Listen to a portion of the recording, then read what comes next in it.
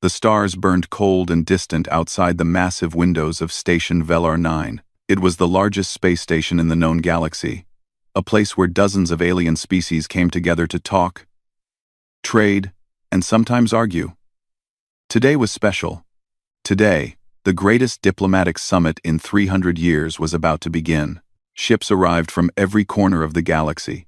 Some were small and fast, others were massive and slow, carrying entire royal courts within their metal walls. The station's docking bays filled with vessels of every shape and color. Aliens of all kinds walked through the wide corridors, their translators humming softly as they tried to understand each other. Among all these important visitors, there was a small human delegation. Humans were still new to galactic politics. They had only discovered faster-than-light travel about 80 years ago. Most alien species saw them as children, young and inexperienced. Some thought humans were too emotional. Others thought they were too fragile. But humans had earned their place at this summit through hard work and determination. Daniel Carter was not a diplomat. He was not important. He was just a security guard, one of 12 assigned to protect the human delegation. He stood at his post in a corridor near the royal quarters, his back straight and his hands clasped behind him. He wore the simple gray uniform of Earth's diplomatic security service. There were no medals on his chest, no special marks of honor. He was just a man doing his job. Daniel was 32 years old. He had hazel eyes that seemed to change color in different light, sometimes green, sometimes brown. His jaw was strong, and his brown hair was cut short in a practical military style. He was not the tallest man, but he carried himself with quiet confidence. When he looked at someone, he really looked at them, giving them his full attention. It was a small thing, but people noticed. He had been a soldier once, fighting in the border conflicts near the outer colonies. He had seen friends die. He had killed enemies who were trying to kill him. When the wars ended, he found himself lost. Fighting was all he knew. A friend suggested he join the security service, and so he did. It was not exciting work, but it was honest. He protected people. That was enough. The corridor was busy that morning. Alien diplomats and their servants walked past him in a constant stream. Daniel nodded politely to each one, even when they ignored him. Most aliens did not pay attention to human guards. Humans were beneath their notice. Daniel did not mind. He preferred being invisible. It made his job easier. Then the Valanthi arrived. Daniel had read about them in his briefing documents. The Valanthi Empire was one of the oldest and most powerful civilizations in the galaxy. They lived for centuries, sometimes for over 1,000 years. Their technology was far beyond anything humans could understand. They were beautiful in a strange, unsettling way, with silver skin that seemed to glow from within, and eyes in shades of purple, blue, and gold. The Valanthi delegation walked down the corridor in perfect formation. Their guards wore armor made of something that looked like liquid metal. Their advisors carried data pads and spoke in low, musical voices. And at the center of them all was their queen. Queen Saylara had ruled the Valanthi Empire for over 200 cycles. In human years, that was nearly 3 centuries. She was tall and graceful, with silver skin that shimmered like moonlight on water. Her hair was long and white, falling past her shoulders like a waterfall of silk. Her eyes were deep violet, the color of a sunset on a distant world. She wore robes of dark blue and silver, and a thin crown of crystal rested on her head. She walked with the easy confidence of someone who had never been questioned, never been challenged. Every step she took was perfect. Every movement was controlled. She was power made flesh, beauty made real. The other aliens in the corridor stepped aside for her without being asked.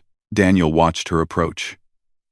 He had seen many powerful people in his life, generals and politicians and corporate leaders. But he had never seen anyone like her. She was not just powerful.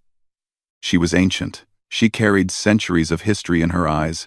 He stood at attention as she passed. It was his job to be invisible, to be just another guard at just another post. He expected her to walk past without a glance. She did not. Queen Saylara was thinking about the summit. She was thinking about the trade agreements she needed to negotiate and the alliances she needed to strengthen. She was not thinking about humans. Humans were irrelevant to her plans. They were too young, too weak, too short-lived to matter. Then she saw the guard. He was standing at his post like all the other guards she had passed. He was human, dressed in the simple uniform of his people. There was nothing special about him. Nothing that should have caught her attention. But his face stopped her heart. She knew that face. She knew those eyes, that jaw, that quiet strength in his posture. She had seen that face every day for 50 years. She had kissed those lips. She had held that body close to hers in the darkness of their chambers. It was Kalon. Her husband. Her love. The man who had died 200 years ago in a border skirmish with raiders. The man whose body had never been recovered. The man she had mourned every single day since. But it could not be Kalon. Kalon was dead. Kalon was Valanthe. This was a human. A creature who would live less than a century. It was impossible, and yet, Queen Selara stopped walking. Her feet simply refused to move. Her breath caught in her throat. Her heart, which had been cold and controlled for so long, suddenly pounded in her chest like a drum. Her advisors noticed immediately. They gathered around her, their faces worried. One of them asked if she was unwell. Another offered to call a physician. She waved them away with a sharp gesture. The human guard noticed the commotion. He looked at her, and his eyes were soft with concern. He nodded his head respectfully. A small gesture of acknowledgement. It was the same way Kalon used to greet her when they were in public. A tiny private signal between them. Of course this human did not know that. Of course it was just a coincidence. But the gesture hit her like a physical blow. She forced herself to move. She forced her feet to carry her past the guard. Past the memory he represented. She kept her face calm and her posture perfect. No one could know what she was feeling. No one could see the storm inside her. But as she walked away, she looked back. Just once. The guard was still standing at his post, doing his duty. He did not know what he had done. He did not know that he had just shattered 200 years of carefully built walls. Queen Selara turned away and continued walking. Her advisors hurried to keep up with her. The summit was waiting. Duty was waiting. But for the first time in 2 centuries, she was not thinking about duty. She was thinking about a human with hazel eyes and a face that belonged to a ghost. 3 days passed after that first encounter. 3 days of meetings and negotiations and formal dinners. 3 days of Queen Selara performing her duties with the same grace she had shown for centuries. No one noticed anything different about her. No one saw the storm that raged beneath her calm surface. But every night, when she returned to her quarters, she thought about the human guard. She told herself it was foolish. She told herself that the resemblance was just a trick of her tired mind. Humans and Valanthe were completely different species. There was no way a human could look like a Valanthe. And yet, when she closed her eyes, she saw his face, those hazel eyes, that strong jaw. The way he had nodded to her with quiet respect, it was the same way Kalon used to look at her. Queen Selara had been married to Prince Kalon for 50 years. In Valanthe terms, that was a short time. Barely the beginning of their life together. They had been young and in love, full of dreams for the future. He was a warrior, brave and kind, with a gentle heart that he hid behind his armor. She was a princess, trained from birth to rule. But with him she had learned to laugh. Then the raiders came.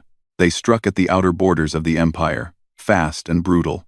Kalon led the defense himself, as he always did. He believed that a prince should fight alongside his soldiers, not hide behind them. It was one of the things she loved about him. The battle lasted 3 days. The raiders were eventually defeated, but at a terrible cost. When the survivors returned, Kalon was not among them. His ship had been destroyed. His body was never found. She waited for him for 10 years. She sent search parties to every corner of that sector. She offered rewards so large that treasure hunters came from across the galaxy. But no one ever found him. No one ever found even a piece of his ship. Eventually, she had to accept the truth. Kalon was dead. He was gone, and he was never coming back. She threw herself into her duties. She became the queen her people needed. Cold and efficient, and utterly devoted to the empire. She never married again. She never even considered it. How could she give her heart to someone else when it was buried in the stars with Kalon?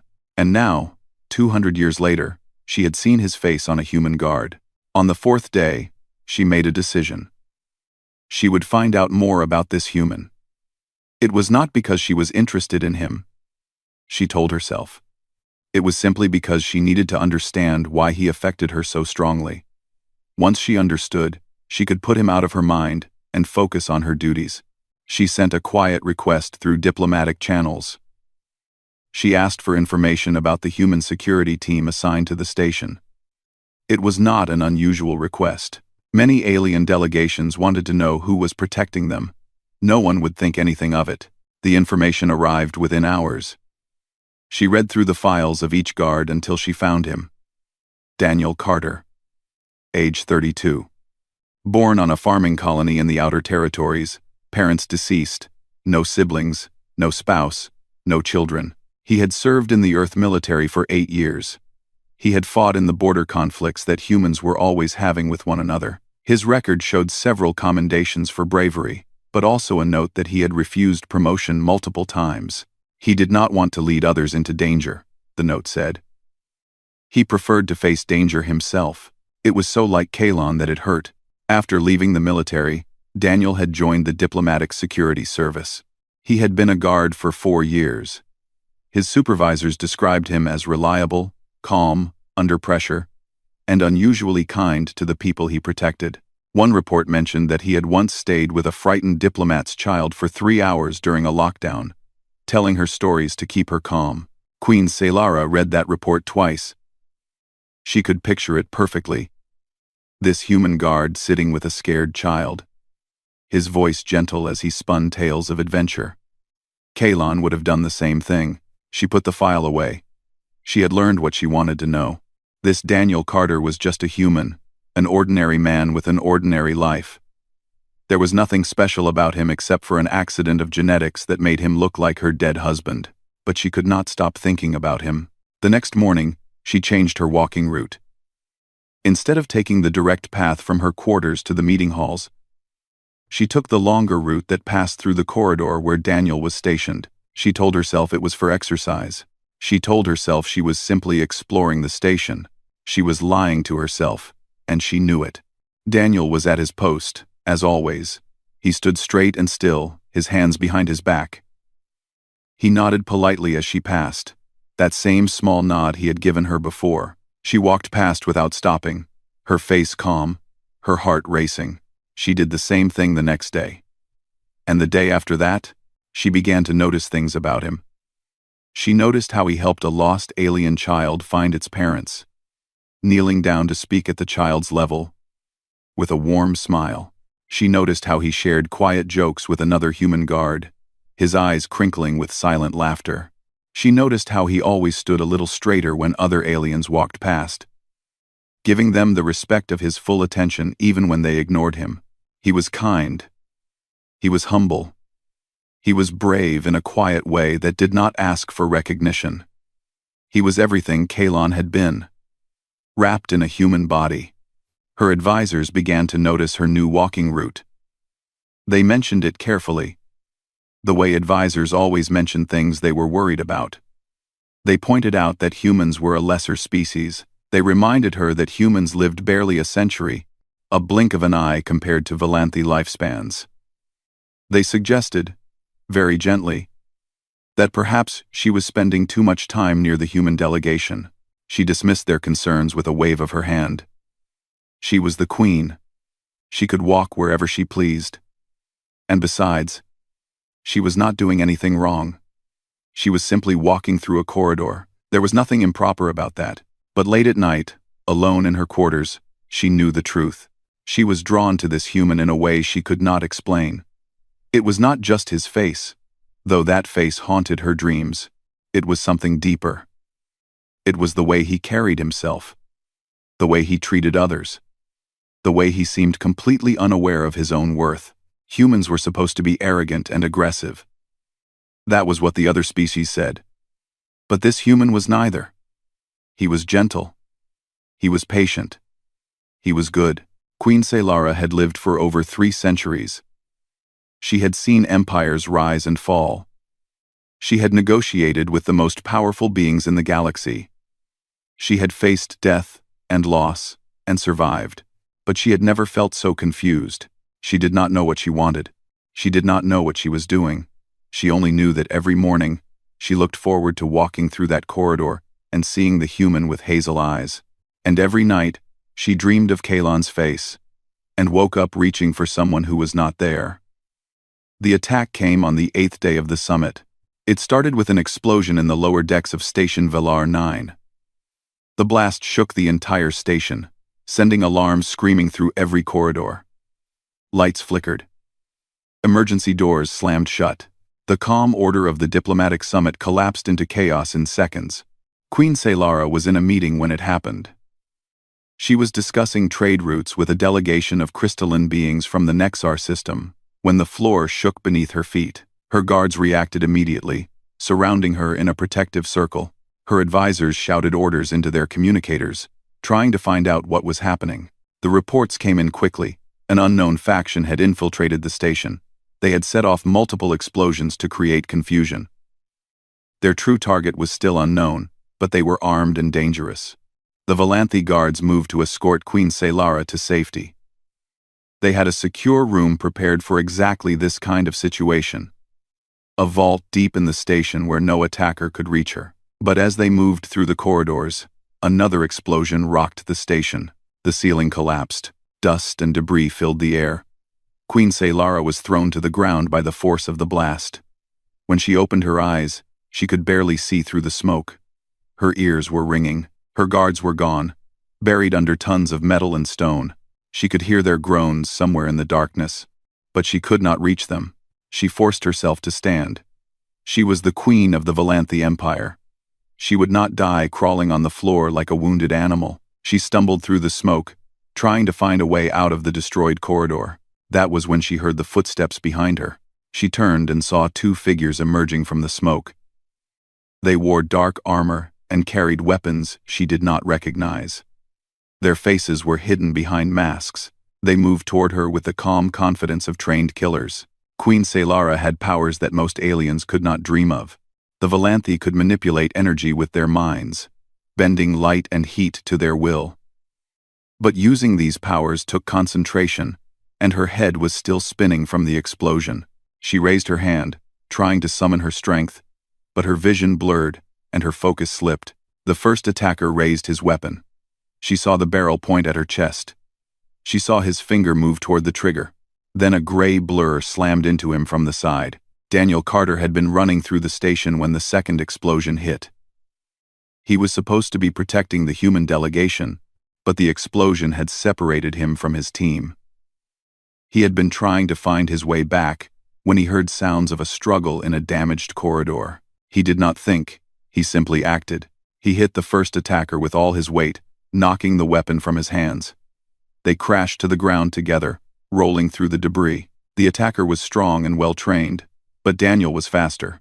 He slammed his elbow into the attacker's throat, then grabbed the fallen weapon and smashed it against the attacker's head. The man went limp. The second attacker moved toward the queen, drawing a knife from his belt. Daniel did not have time to stand. He threw himself forward, grabbing the attacker's legs and bringing him down. The knife slashed across Daniel's shoulder as they fell, cutting through his uniform and into his flesh. Pain exploded through his arm, but he ignored it. He wrestled the attacker to the ground, trading blows in the dust and debris. The attacker was bigger and stronger. But Daniel had learned to fight in places far worse than this. He had learned that size did not matter when you were fighting for your life. He had learned that the one who wanted to win more was the one who won. He wanted to win more. A final punch, perfectly placed, and the second attacker stopped moving. Daniel lay on the ground for a moment, breathing hard. His shoulder was bleeding badly, soaking his uniform with dark red blood. His hands were shaking.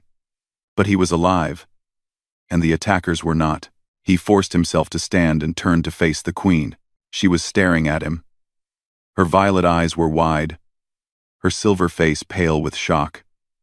She was covered in dust and her robes were torn, but she was unharmed. He had reached her in time. He straightened up, trying to ignore the pain in his shoulder. He met her eyes and asked the only question that mattered. "Are you hurt, Your Majesty?" She could not speak. She could only stare at this human, this fragile creature who lived less than a century. This insignificant being from a young and primitive species. He had just fought 2 trained assassins with his bare hands. He had taken a knife wound to the shoulder. He was bleeding and shaking and clearly in pain. And his first thought was to ask if she was hurt. Kalon would have done the same thing. Kalon had done the same thing, many times. He had always put others before himself. He had always been the first into danger, and the last to seek safety. It was how he died, leading a charge against raiders instead of waiting for reinforcements. But Kalon was Valanthe. He had lived for centuries. He had training and powers and technology that humans could not imagine. This human had none of those things.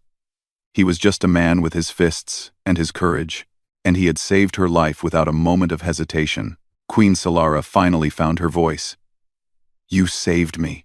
Daniel shrugged, and immediately winced from the pain in his shoulder. "It's my job, ma'am." It was such a simple thing to say. Such a human thing to say. He had just risked his life for a queen of an alien species, and he called it his job. He did not ask for thanks. He did not demand recognition. He simply accepted his duty and fulfilled it. She felt something break inside her. The walls she had built over 2 centuries, the cold armor she had wrapped around her heart, all of it cracked and crumbled. This human, this Daniel Carter, had done what no one else had done in 200 years. He had made her feel again. Station security arrived minutes later. They found the queen standing in the destroyed corridor, covered in dust, looking at a wounded human guard. They took the attackers into custody. They called medical teams for the injured. They escorted the queen to safety. But she did not leave without giving one final order. She told them to take the human to the best medical facility on the station. She told them to treat his wound with the best technology they had. She told them that this man had saved her life, and she would not forget it. Then she walked away, surrounded by her guards, her face once again calm and controlled. But inside, everything had changed. Daniel woke up in a medical bay that looked like something from a dream. The walls were smooth and white, glowing with soft light that seemed to come from everywhere and nowhere. The bed beneath him was more comfortable than anything he had ever slept on. Machines he could not understand hummed quietly around him, monitoring his body with technology far beyond human science. His shoulder did not hurt anymore. He looked down and saw that the wound was almost completely healed. Where the knife had cut deep into his flesh, there was now only a thin pink scar. Valanthe medicine was remarkable. A nurse, a small alien with blue skin and 4 arms, noticed that he was awake. She told him that he had been unconscious for 12 hours. She told him that his wound had been serious but that their technology had repaired the damage. She told him that he could leave soon, but that he had a visitor waiting. Daniel expected his commanding officer. He expected someone from the human delegation, probably angry that he had broken protocol by engaging attackers alone. He did not expect the door to open and reveal Queen Solara of the Valanthe Empire. She walked into the room like she owned it, which she probably did. Her robes today were deep purple, the color of her eyes. Her silver skin glowed softly in the light of the medical bay. She was beautiful in a way that made his chest tight, like looking at a sunset or a distant galaxy, beautiful and impossibly far away. But she was here, in his room, looking at him with an expression he could not read. Daniel tried to stand up. He did not know the proper protocol for greeting a queen while wearing a hospital gown, but he was sure it did not involve lying down. She stopped him with a gentle gesture. "Please," she said, "do not rise. You are still recovering." Her voice was like music, soft and flowing. He had heard her speak before, at formal gatherings, but never directly to him. Never like this. in a quiet room with no one else around. "Your Majesty," he said, because he had to say something. "I'm honored by your visit." She smiled slightly. It was a small smile, barely there, but it transformed her face. For a moment, she looked almost human. "You saved my life," she said. "Visiting you is the least I can do." She sat down in a chair beside his bed. It was strange, seeing her sit like a normal person. Queens did not sit in hospital rooms. Queens did not visit human guards, but here she was, her hands folded in her lap, her eyes studying his face. "I wanted to thank you properly," she continued. "And I wanted to talk to you, if you are willing." Daniel nodded. He was not sure what a queen could possibly want to talk to him about, but he was not going to say no. They talked. She asked him about his life, and he told her. He told her about growing up on a farming colony, about the endless fields of grain that stretched to the horizon. He told her about his parents, who had died in an accident when he was young. He told her about joining the military because he did not know what else to do, and about the wars he had fought in, and about the friends he had lost. He told her about leaving the military when the wars ended. He told her about feeling lost and purposeless, wandering from job to job. He told her about joining the security service because a friend suggested it, and about finding peace in the simple work of protecting others.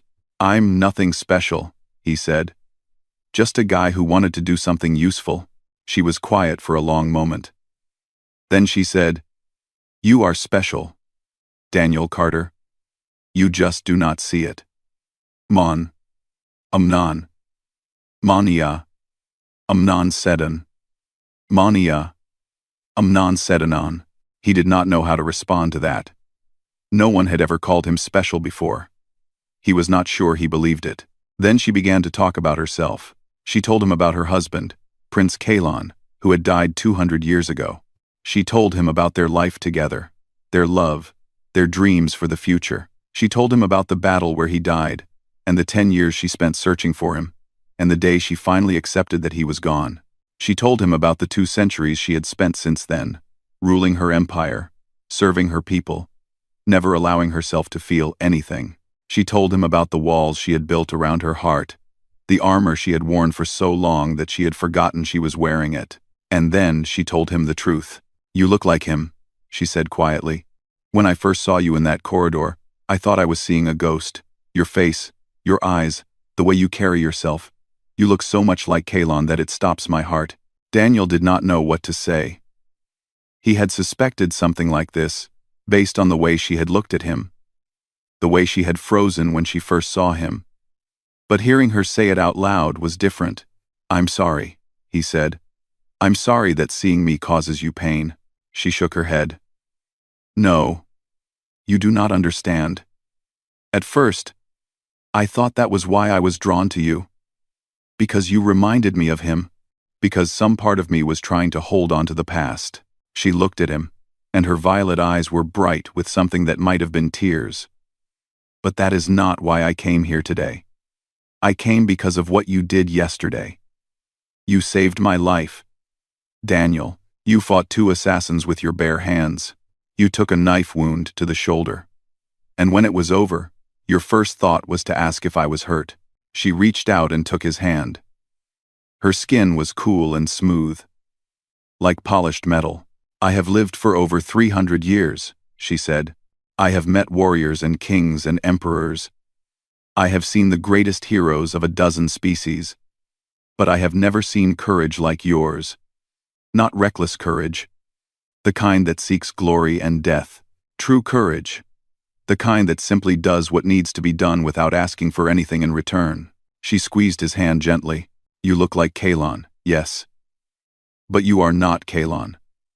You are Daniel Carter, a human from a farming colony, a man who protects others because it is the right thing to do. And that is why I am here. Not because you remind me of someone I lost, but because you have shown me something I thought I would never see again." Daniel looked at her. This ancient and powerful queen who had ruled an empire for centuries. And for the first time, he did not see a queen. He saw a woman, a lonely woman who had spent 200 years grieving. "What did I show you?" he asked. She smiled, and this time the smile was real. Hope.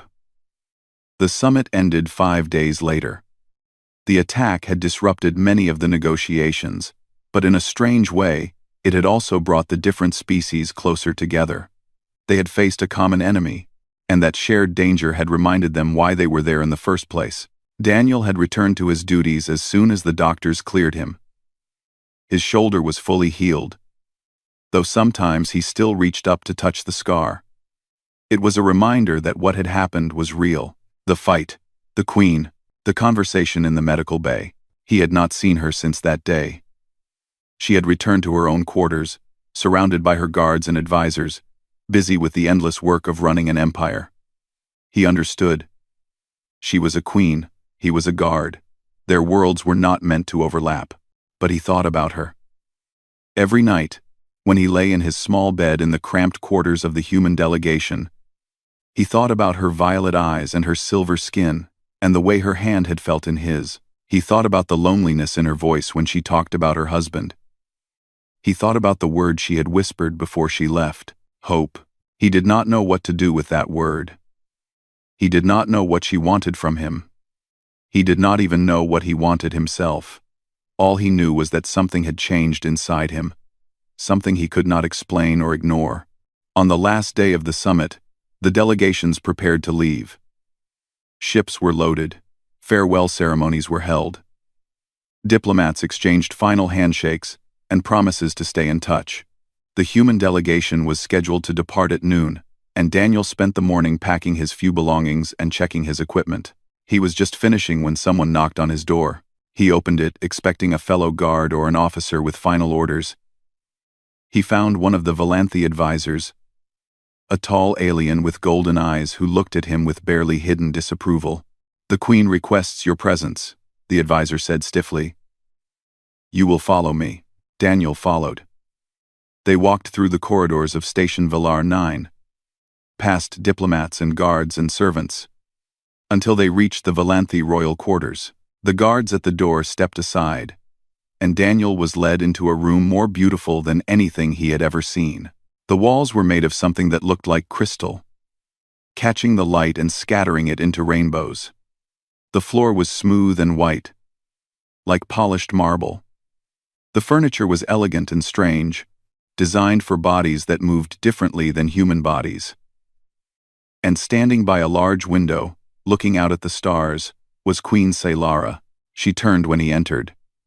She was wearing her formal robes today, deep blue and silver, the same color she had worn when he first saw her. The crown of crystal rested on her head. She looked every inch the queen she was, but her eyes were soft. Her expression was uncertain. For the first time, she looked nervous. The advisor left them alone. The door closed with a quiet click. They stood in silence for a long moment. Two people from different worlds, trying to find the right words. "I asked you here because I have something to tell you," she said finally. "Something I should have said in the medical bay, but I was not brave enough." Daniel waited. He did not trust himself to speak. She took a deep breath. "I have spent 200 years alone. I have told myself that I was honoring my husband's memory, that I was protecting my heart, that I was doing what was best for my empire. But the truth is, I was afraid. Afraid to love again. Afraid to lose again." She walked toward him, her steps slow and careful. "When I saw you in that corridor, something woke up inside me. At first, I told myself it was just the resemblance, just an old woman clinging to the past.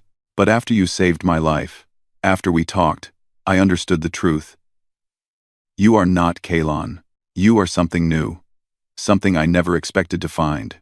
She stopped in front of him, close enough that he could see the light reflecting in her eyes. "I care for you, Daniel Carter. Not as a shadow of my husband, but as the man you are. I know this is strange. I know you are human, and I am Valanthi. I know your people live barely a century while mine live for millennia. I know my advisors think I have lost my mind, and perhaps they are right." She reached out and touched his face, her fingers cool against his skin. "But I am tired of being afraid.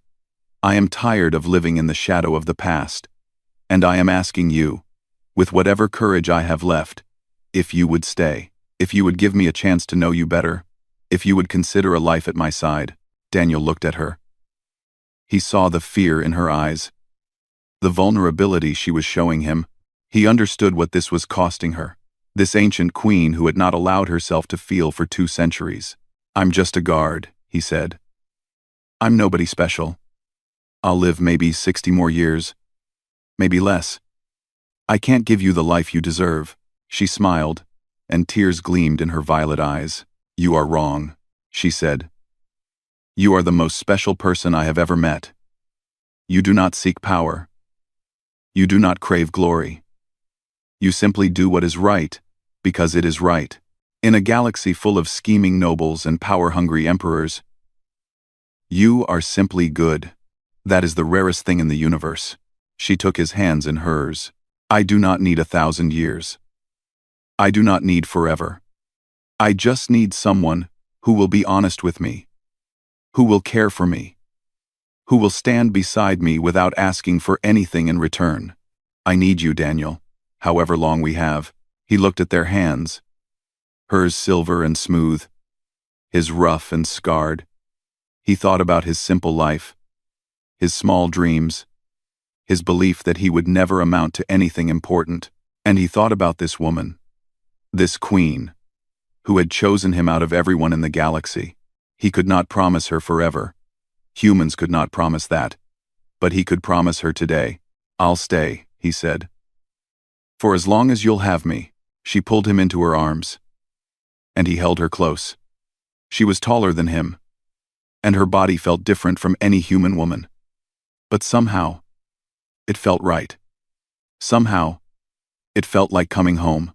Outside the window, the stars burned cold and distant. Ships departed for their home worlds. The galaxy spun on, vast and uncaring. But in that room, 2 people held each other and made a promise that defied all logic and reason. A human guard and an alien queen, choosing each other against all odds. Because in the end, the greatest force in the universe was not technology or power or ancient wisdom. It was the stubborn, beautiful courage of the heart. It was the willingness to love again. Even when love seemed impossible, it was the simple truth that sometimes the smallest person could mean more than all the empires in the sky. Daniel and Selara stood together at the window, watching the stars. They did not know what the future would bring. They did not know how the galaxy would react. They only knew that they had found each other, and that was enough. It was more than enough. It was everything.